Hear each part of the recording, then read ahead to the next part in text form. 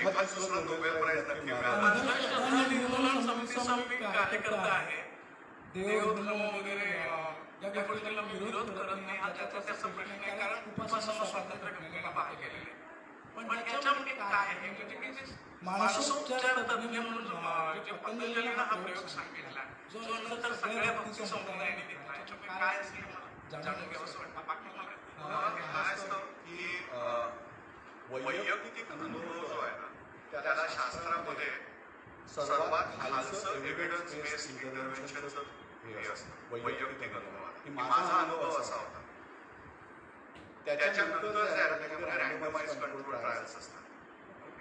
त्याच्यामध्ये 2 गट आहेत. त्यांनी अर्ध्या लोकांनी विठ्ठल विठ्ठल केलं आणि दुसऱ्या लोकांनी विठ्ठल विठ्ठल नाही केलं. तर मग काय झालं, काय फरक पडला. सो जेव्हा ह्या रँडमाइज कंट्रोल ट्रायल्स ज्या असतात त्या एकाने केल्या, तर बाबा तो पंढरपूरचा असेल म्हणून त्याने थोडंसं कुठेतरी काय होतं की multicentric randomize control trials. Multicentric randomize control trial झाल्यानंतर त्याचा मेटा अनालिसिस केला. म्हणजे जगामध्ये जपानमध्ये गेलं, अमेरिकेमध्ये गेलं, कॅनडामध्ये गेलं, सगळ्यांनी 10 ठिकाणी हा प्रयोग केला. आणि त्यांनी काय निष्कर्ष काढले, हे सगळे निष्कर्ष एकत्र त्याला मेटा अनालिसिस. मग असे बरेच मेटा अनालिसिस होतात. आणि मग त्याचा पोखरेन रिव्ह्यू म्हणून एक केला. पोखरेन रिव्ह्यू म्हणजे सगळ्या मेटा अनालिसिस घेतो आणि आता ह्याच्यात काय तर्क आहे, कुठली गाथा तरते आहे. आणि मग ती तरणारी गाथा जी आहे ना, ती शास्त्र म्हणतात की बाबा हे आमच्यासाठी पाहिजे, हे वास्तव. सो आता तुमचा जो अनुभव आहे तो तुमचा एकाचा अनुभव आहे. त्यामुळे जेव्हा तो शास्त्रापर्यंत पोहोचेल, रिव्ह्यू पर्यंत पोहोचेल, तेव्हा तो एखाद्या मायक्रोस्कोप खाली घातला जाईल की हे असं का होतं. कारण वैयक्तिक अनुभव करायला म्हणून तर वैयक्तिक अनुभवांची सत्यता पडताळण्यापासून पुढे खूप मोठा खर्च असतो. त्यामुळे तो प्रयत्न हा शास्त्रामध्ये करणं हे खूप कठीण झालं. पण मी विठ्ठल या गोष्टीबद्दल बोलण्याबद्दल मी ऐकलेलं आहे.